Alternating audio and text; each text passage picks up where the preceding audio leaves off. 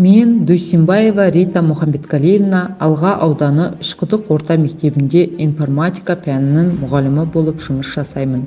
1991 жылы 5 қаңтарда Ақтөбе облысы Алға ауданы Сарқобда ауылында дүниеге келдім.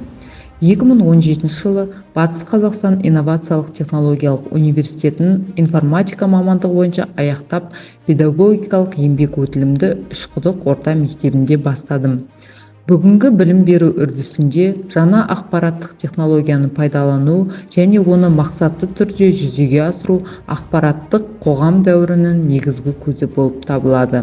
Осыны негізге ала отырып, бүгінгі таныстыруымда қысқаша жетістіктерімді, сабақ барысын көрсеткім келеді.